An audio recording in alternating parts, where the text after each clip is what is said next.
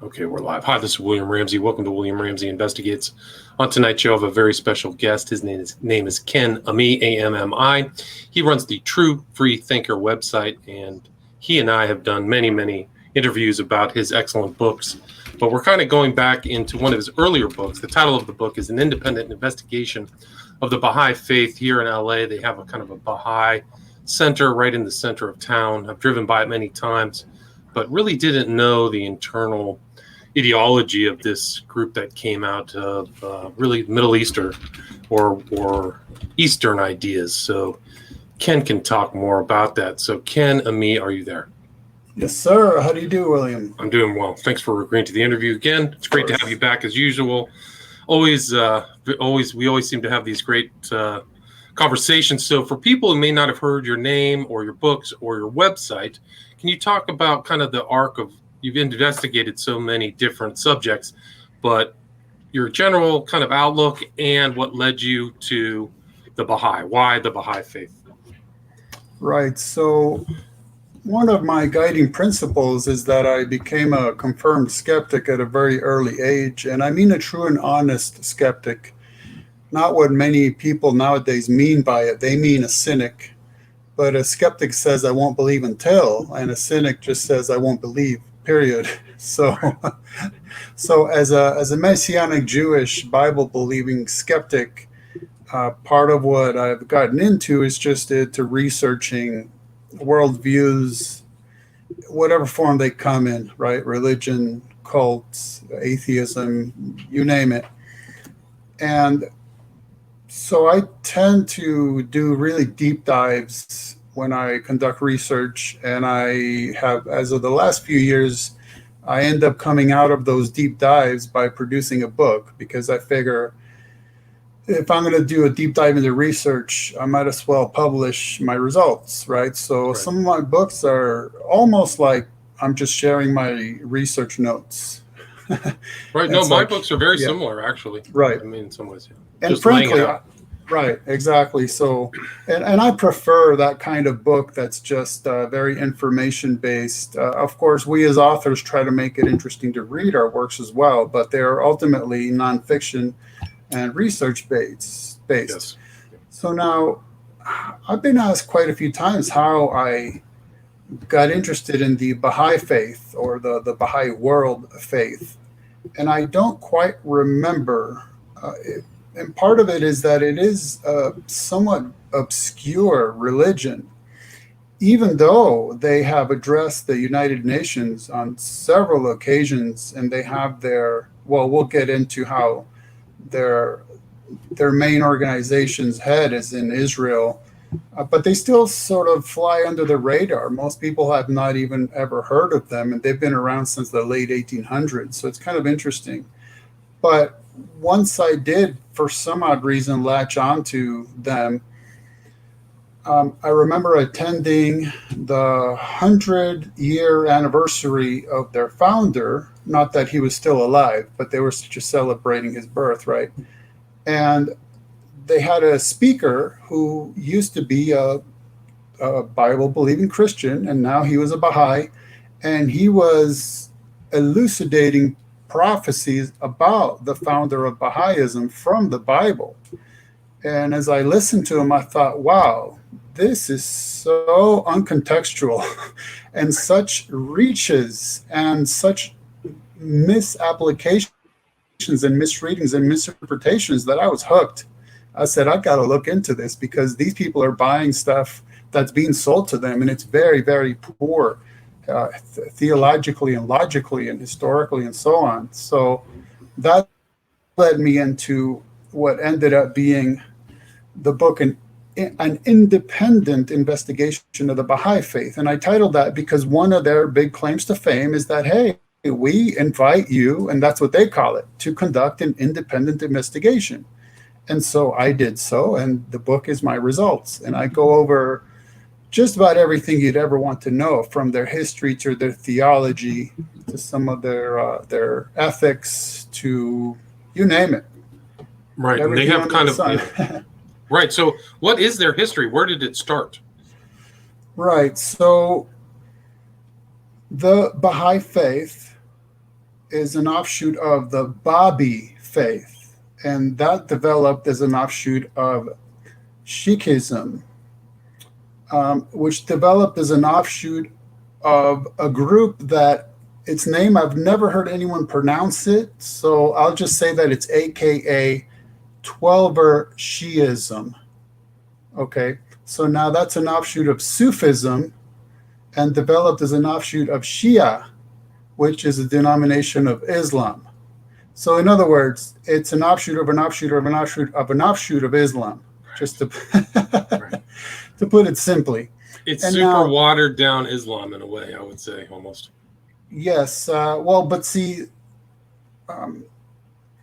it makes sense that they come from the Shia or Shiite branch of Islam, because that means that they are going to allow for prophets beyond Muhammad, right? So in other words, Shia allows for prophets to come after Muhammad. So that's important, and that's what we get in Baha'ism, is a claim of a continuance of prophethood after Muhammad. So their claim is that every now and then God sends humanity a prophet, and the prophet promulgates their message and it gets incorporated, but eventually it becomes corrupted, and then the next prophet has to come and re-reveal God's message for that day, and it gets incorporated, it gets corrupted, and on it goes in these cycles. Now, so generally, Baha'ism claims 9 what they call manifestations of God, and they are Abraham, Krishna, Moses, Zoroaster, Buddha, Christ, Muhammad, the Bab, and Baha'u'llah. Now, individual Baha'is sometimes take it upon themselves to just add to that list their favorite, right? I mean, I've even seen somebody throw Crazy Horse into the list. So it's just kind of up for grabs. But these are the 9 official prophets, the official manifestations of God. So let's just backtrack a little bit, because the most relevant ones are Sayyid or Mirza Ali Muhammad. And he's the one that came to be known as the Bab. Okay, now the Bab was born in 1819, and he founded the Baha'i faith. So the reason he's relevant here is because in 1844 he proclaimed that a manifestation of God would come in. Generally, Baha'is claim that he prophesied 19 years, but some sources have 1,511 years. Let them fight that out amongst themselves. The point is that the Bab claimed that a manifestation of God would come relatively, well, again, it depends on which view you take. The official Baha'i view is kind of strange, because if he did prophesy in 19 years, that would mean the Bab's message would be incorporated, become a world religion, and then become corrupted, so that the next manifestation would have to come, all of that within 20 years, which is pretty bizarre, especially if you look at how they're jumping from the time of Abraham and Krishna, then to Moses, Zoroaster, Buddha, Christ, Muhammad. So, I mean, sometimes you have centuries, if not millennia, between prophets, where this claim would be that it was very quickly. Regardless, okay.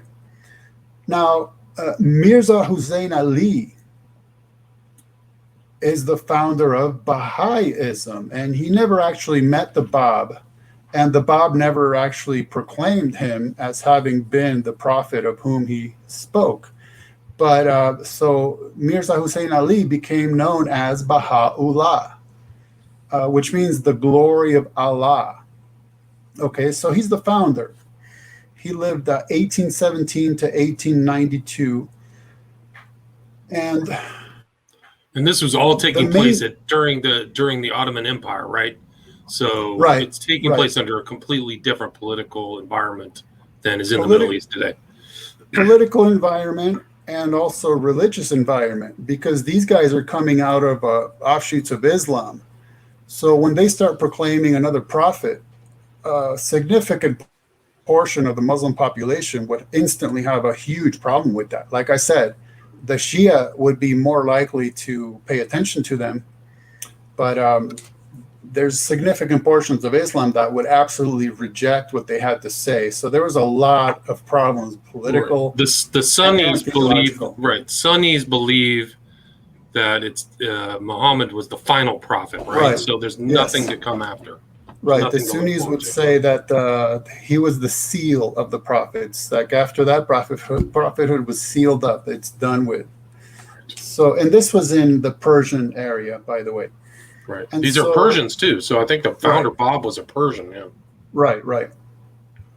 And so there was a lot of early persecution of the Babis and the Baha'is for those two reasons, political and religious. Political mostly because there was an assassination attempt on the Shah, and it was perpetrated by Babis. So that was that was extremely problematic, to say the least. But now, for our purposes, the main thing to note about Baha'u'llah, for our purposes, meaning William and I being Christians, right, is that he claimed to be the fulfillment of all prophecy of all religions, okay? And so he claimed, amongst other things, to be the return of Christ. He claimed to be the second coming of Christ. So that's incredibly important, to say the least, to us. And when I've lectured on Baha'ism in front of a crowd of Christians, I was very straight up. I said, look, if Baha'u'llah is the return of Christ, then every Christian should convert to Baha'ism. Straight up. That's how simple it is for me. But it just so happens that there's absolutely no way. So don't worry about that. In short, the way I put it is that Baha'ism bit off more than their theology could chew, because if you can just attempt to think about one person fulfilling prophecy from every major religion, that's sort of like putting all that prophecy into a blender and turning it on. It just makes an enormous mess. And what you end up with isn't anything even close to an actual fulfillment of prophecy, but having to water things down and manipulating text. And I mean, you can just try to imagine what a challenge that would be. And now Baha'u'llah came up with a doctrine called most great infallibility, where he claimed that if anyone after his time within 1,000 years claimed to be a prophet, then they would actually instantly be identified as a false prophet. So he kind of, in my mind, he was redefining the 1,000-year reign of Christ, and also establishing that within 1,000 years of his time, nobody could claim to be a prophet or a manifestation after him, right? Right. So now, after him, his son, Abbas Effendi, who came to be known as Abdul Baha and is known as the servant of the glory, he was considered the infallible interpreter of his dad's teachings, of Baha'u'llah's teachings, okay? Mm-hmm. Now, after him was Abdul Baha's grandson, Shoghi Effendi Rabbani. He's known as the guardian. And Shoghi is very important because one of the main features of the Baha'i faith is that you are required to have a last will and testament. But Shoghi Effendi failed to do that. And that has caused problems that haunt Baha'ism to this day. Because after him, there were various people claiming to be, well, I'm supposed to be the new, what they call guardian, right? I'm supposed to be the new head of Baha'ism. And since there was no official word from Shoghi Effendi, then it was kind of left for them to fight it out, in a manner of speaking. And so a bunch of sects developed, sects of Baha'ism. Now, one interest, and now I'll grant you that the Baha'i world faith, or the Baha'i faith, is the major sect or denomination. There's no question about that. But that is a historical fact, that there were various people claiming that they were the next in line, and there's still those groups around. But one thing I did in the book is I wrote a Baha'i dictionary or a glossary, because I realized that you really have to understand the kind of language they use, because when they say certain things, you think you understand their meaning, because in common English it would mean a certain thing, but they always have their own spin on it, or they're double talking, or they mean something completely different. So I'll give you an example. In this case, they claim that one of the unique features of their religion is that they have no denominations, no schisms, no offshoots, no sects, nothing, just perfect unity. But the only way they can actually claim that is to say that, well, anyone who claims to be a Baha'i but is not of the main Baha'i world faith is automatically excommunicated. So therefore, we're perfectly unified. Gotcha. So basically, they just redefine their schisms and their sects, and by just proclaiming that they're not true followers, then they can claim perfect unity, which is kind of a fascinating way to get around verifiable facts otherwise, right?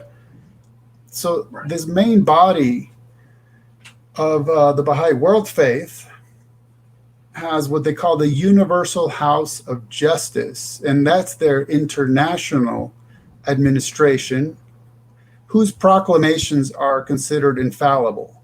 So you had, of course, Baha'u'llah himself being considered infallible, and his son Abdul Baha considered infallible, and Shoghi Effendi as the guardian, infallible. And then it stopped going individual to individual, but the infallibility was put into the members of the Universal House of Justice. And let me just point out another one of those weird Baha'i things, is they claim that one of the unique features of their religion is that they preach and practice perfect tolerance and perfect unity. So that, for instance, there's perfect equality amongst males and females. But it's a fact that the Universal House of Justice has always consisted of 9 members, and they are only male, because that is Baha'i law. No women are allowed to serve in the Universal House of Justice. And that's the building is in Haifa, Israel, by the way. Now, under that, an international administration are what they call national spiritual assemblies.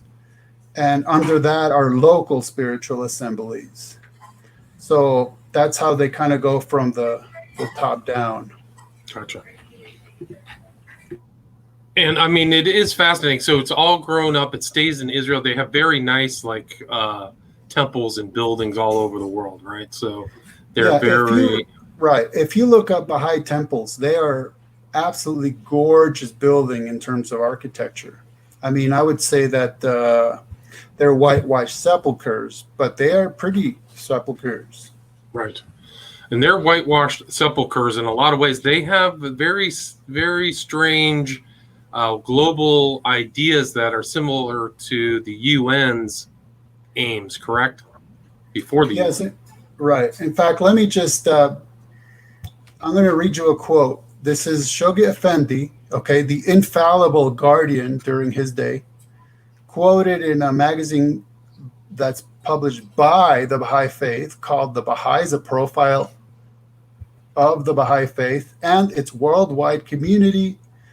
And this is from the Baha'i International Community, 1994. And here's what they say, all right? By the way, there's some ellipsis points in this quote, and that's just so I didn't have to read like 2 entire pages, but it's perfectly contextual.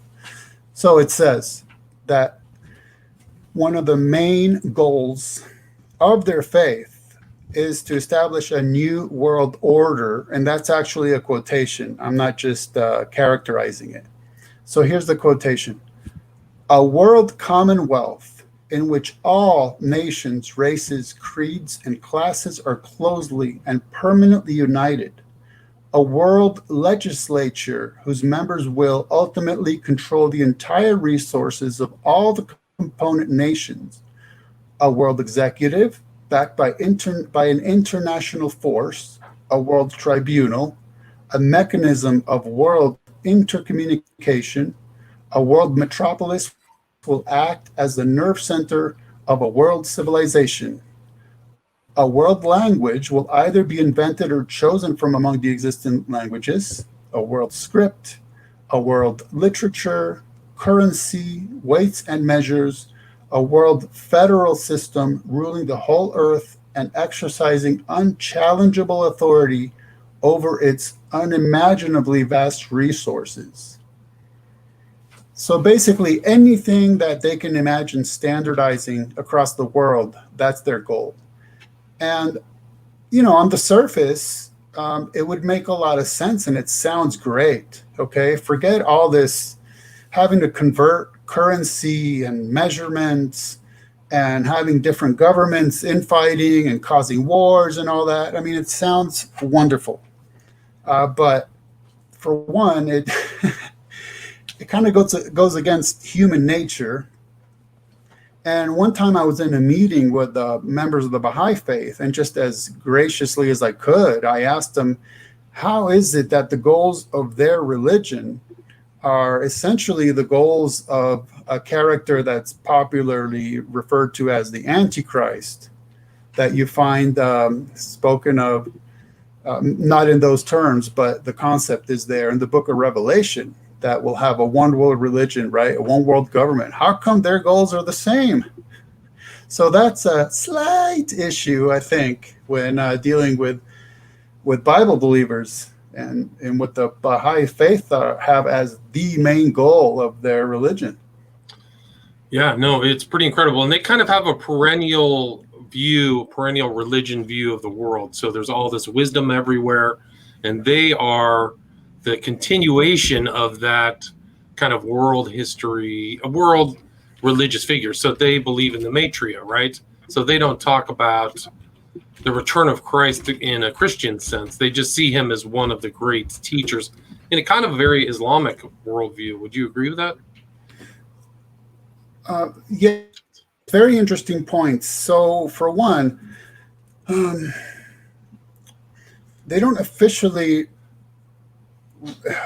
in the official writings of Baha'u'llah, for example, Bob, they don't refer to Maitreya, but if you read about what people claim about the Maitreya, it's the same exact thing, right? The Maitreya comes and fulfills prophecy from all the world's religions to establish the latest revelation. It's the same exact thing. So now, what I noticed is when you look at the earliest writings, certainly the Bab, but also Baha'u'llah and then Abbas Effendi, Abdul Baha.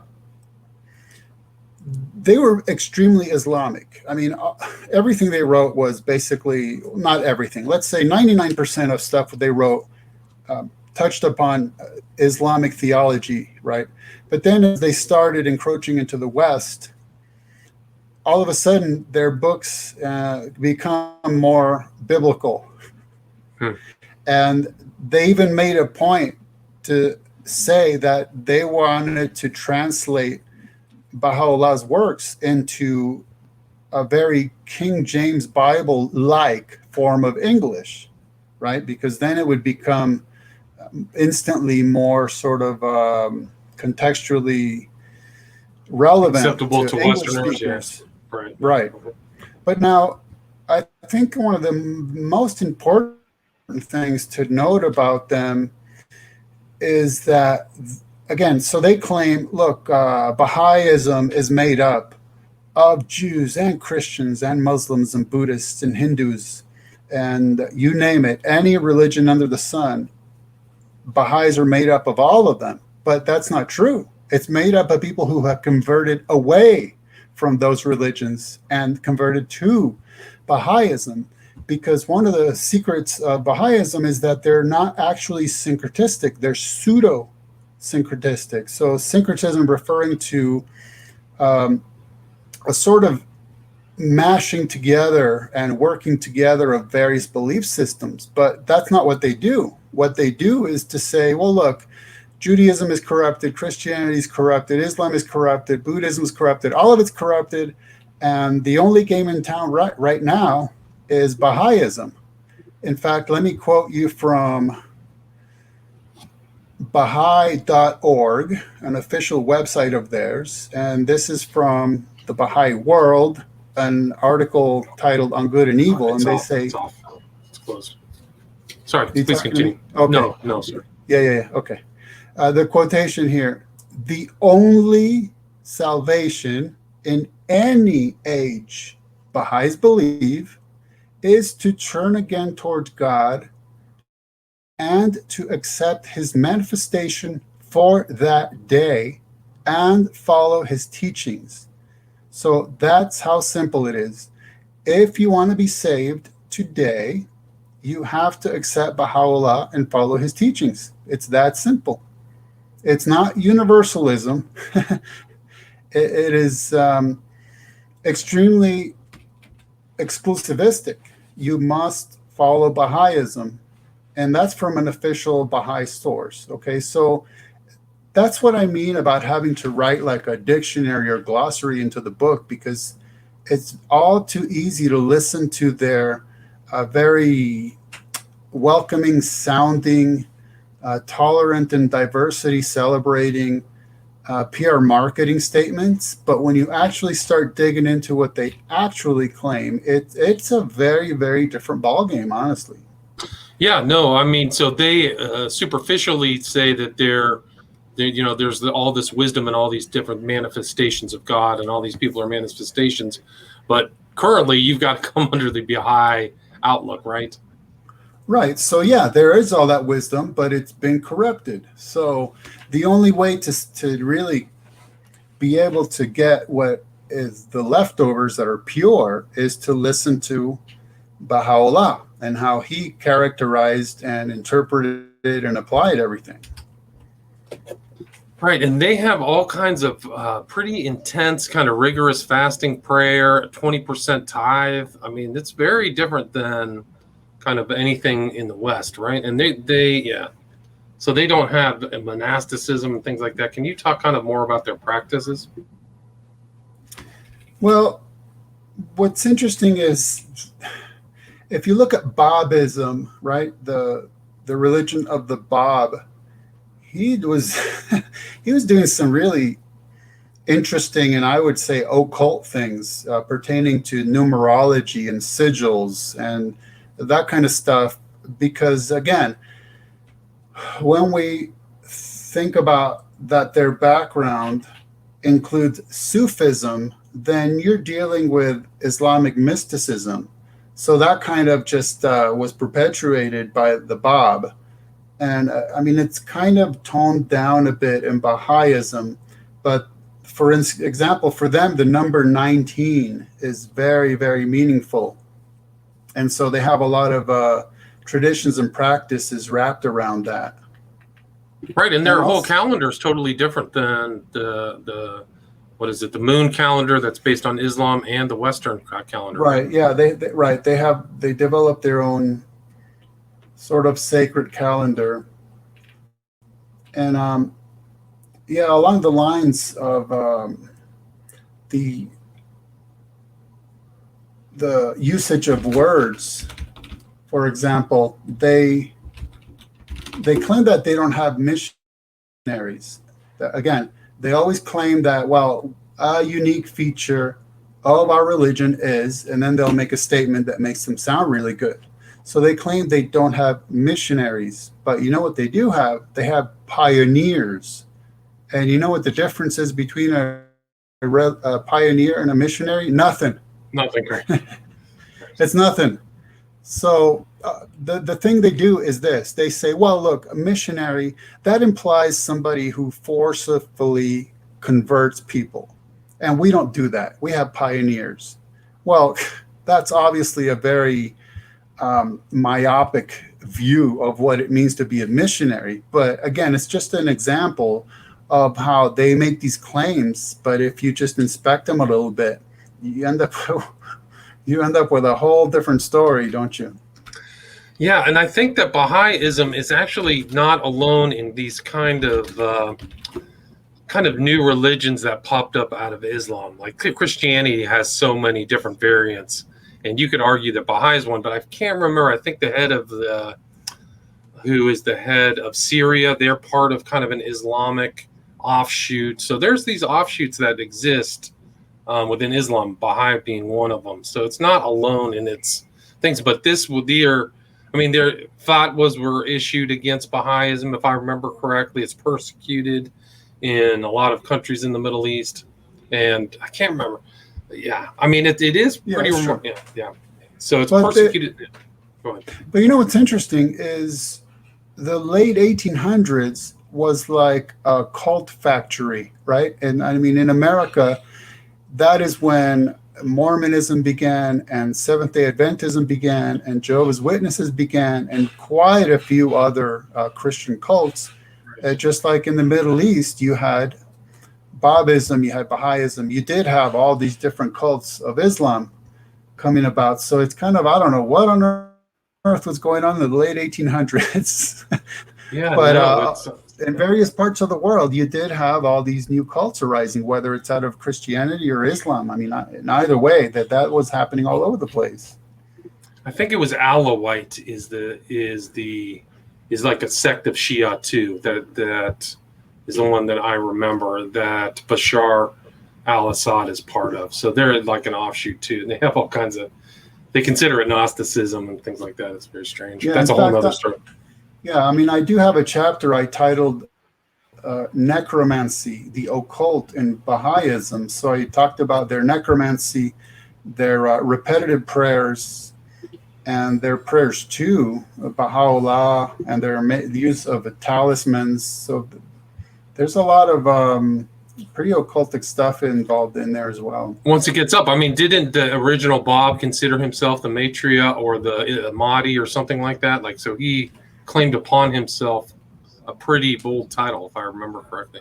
Well, right. That's the thing, is that he is considered to have been one of the main, again, I have to just emphasize, officially Baha'is tend to list 9 quote unquote manifestations of God, and the Bab is one of them. That's what I was saying. It's so weird that a manifestation of God would come, and within 2 decades, a new manifestation of God would come, because before that, it had taken centuries, if not millennia, from one to the other, right? For one set of teachings to be incorporated worldwide enough to be God's word on earth, and then eventually become corrupted to the point where God was sending another messenger. Right. But yeah, the Bab is supposed to have been one of them. Right. So it's pretty incredible. And I mean, there is another offshoot, my understanding is they have, because they're tithing so much, they're like Mormons. So the institution itself has a lot of resources. They're involved with the UN. They're in Geneva trying to influence, kind of almost like a cult. I don't know what your definition is of a cult. A cult, not or a cult, C-U-L-T, but they kind of act like a cult, trying to guide countries and nations into, coming together as they see fit. Would you agree with that? Yeah. Yes. I mean, for me, a cult is a group that ends up becoming so different from its roots that it's categorizable as a whole different entity. So like in this case, when you have an offshoot of an offshoot of an offshoot of an offshoot of Islam that ends up saying, guess what? Yes, Muhammad was a manifestation of God, but the modern one is Baha'u'llah, so you have to follow what he says. Then you're talking about a whole different ballgame, right? Yeah. And just like in Christianity, when you have them saying, look, Baha'u'llah is the second coming of Christ. Okay, well, that's not in keeping with Christianity, so you have to call it a cult because it's so vastly different than anything that could be even imagined to be biblical or traditional Christian, that it has to be categorized as a cult or an aberrant group or what have you. And something I thought to mention that's related to that is the difficulty in even ascertaining how many Baha'is there are. And I ran into this in my research and ran into that even Baha'i scholars are complaining that that is a traditionally very, very difficult issue. Now, I wrote this book long enough ago that I was quoting a stat from 1994 where they claimed that there were 5 million Baha'is. And frankly, I haven't bothered updating that because I'll tell you what the issue is and what the Baha'i scholars complain about is that in order to be counted as a member of the Baha'i faith, you have to fill out a card that you then turn into whatever organization you're involved in. So it could be the local spiritual assembly or the national spiritual assembly. But regardless, they'll send that card to the Universal House of Justice, and then you're officially on the record as a member of the Baha'i faith. However, if you ever want to convert away from Baha'ism, if you no longer want to be a member of the Baha'i faith, they expect you to do it in writing. So that you have to go through the same process in reverse, essentially, submit some kind of a statement and have it be officially channeled up to the Universal House of Justice so they officially remove you. But how many people bother doing that? How many just say, you know what, I'm not into this anymore, I'm just not going to show up anymore, that kind of thing, right? They're not going to bother going through official channels when they want to be done with it. So that makes it so that nobody actually knows how many people who are enumerated as being Baha'is are actually Baha'i or still active. That nobody can really know that. Like functioning, yeah. It's like some of these other groups, Scientology, they don't even know the real membership, the real practicing membership of some of these groups. Right. Lee Veltman is asking about the Desert Rose Institute. I think it's a Baha'i group in Arizona and the Great Council Fires. Have you ever heard anything about that? Desert Rose does not sound familiar. I looked it up online. It's a community-based learning center of learning guided by Baha'i practices. That's somewhere in Arizona. I've never heard that. What do you know, Lee? I don't know. Can you type that in the chat? I'm not familiar with the Great Council Fires either.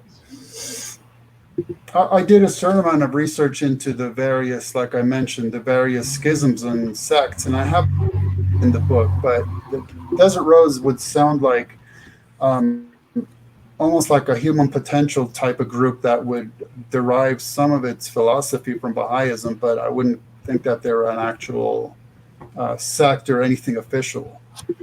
Off the top of my head, anyhow. What else do you think you could add? What else do I miss? Anything you want to just finish up? Where can people find the book? Well, I'll tell you what I did with the book. It is a magnum opus. Basically, anything you'd want to know about Baha'ism is in there. And so the book, of course, it's available on Amazon, but it is always best to buy from independent researchers and authors such as myself, because it's just, and William Ramsey. Thanks.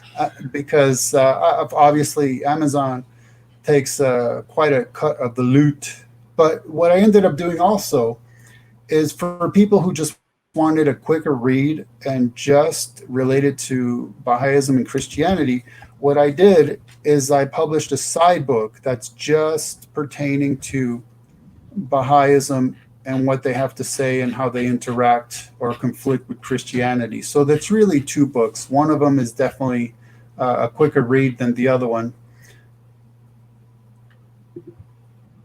Gotcha. Yeah. So you've got two different books, and it's on your website, truefreethinker.com, correct? And yes, you just kind of redid or upgraded the website so people can go check that out. It's very clear to read, and you can also sign up for Ken's newsletter there, at True Free Thinker, right? Well, no, you know what? It's not a newsletter. It's just a subscription. So anytime I post something, you just get an auto email saying, hey, True Free Thinker posted something. That's it. I don't bother anybody. Gotcha. So you know it's fun. So we both own websites, right? So I'm sure you get your fair share of spam email through your site, right? Certainly, yeah. So you know what I've been doing? When I get spam email, I take that email address and I subscribe them to my website. Nice. So that goes right back at them. That's good. Yeah. That's a good one. I got to try that. That's smart. Yeah. Great. I mean, that was really interesting. I mean, it's really a fascinating kind of new religion, comes out of the East, has this whole matria. There's actually, like we in the West kind of take for granted, there are all kinds of return of Christ promises, whether it's the Seventh-day Adventist and all of this thing that really have influenced Western theological culture. But I would say this group, as far as the East, they're part of actually a lot of matriarch stuff that happens on actually all over. Like from Buddhism is a very predominant strain of the return of this, an avatar, really, a matriarch. So you see that within Boxer Rebellion, like all these matriarch sects actually influence political events in the East that a lot of people don't know. And it's this promise of this return of this great teacher or awaited one or something like that. So I see the Baha'i kind of more of in that strain in kind of the Eastern sense than Western. So really fascinating. Exactly. So why bother claiming that the leader of your religion is just the leader of your religion? Why not claim that he's actually the leader of all world religions that have all been prophesying that one person who can do it all, right? Right. He slices, he dices, he chops, he blends. Right. I mean, that's kind of what Muhammad did too, though, right? He actually wrote Islam into other world religions and then claimed he was the last prophet of those religions, right? Well, Isn't right. that Like his presumption? yeah. Like in the Quran saying, ask the people of Al-Kitab, right? Ask the people of the book. If you want to know whether I'm a true prophet, ask the Jews and the Christians. Well, if he's the true prophet after the Jewish Torah and Tanakh and the Christian New Testament, well, then obviously we're supposed to be listening to him. Right. I mean, there you go. You can just absorb all those people. Yeah, and I think that kind of a lot of these guys, presumptions, I think Joseph Smith, he's the returned prophet, right? The new prophet. There's all kinds of these new religions take upon themselves the loftiest of titles. Yeah. Well, see, Joseph Smith is a perfect example of this sort of new cults in the late 1800s who, just like Baha'ism, just like Baha'u'llah, said, well, sure, the New Testament and the Bible are God's word, but I'm here to restore what has been corrupted. So now you have to listen to me, right? Right, there you go. I mean, I think that Muhammad supposedly made that statement too, that I'm returning something, or I'm restoring the true religion. I think that's within his fundamental teachings. I got to go back and check that out. Maybe you would know that. But yeah, so these guys have the same kind of world plan, individual plan too. Right, because if something's already in place, you have to find a way to claim that it was accredited and now it's become discredited, and now I'm the new guy on the block. Yeah. Right. Yeah, some things change, some things stay the same. It's like the same thing. Same thing. Once you start looking over these world religions, you just like, you gotta leave your kind of scratch your head. Like, well, I mean, think about what Eve was told in the garden. Has God truly said?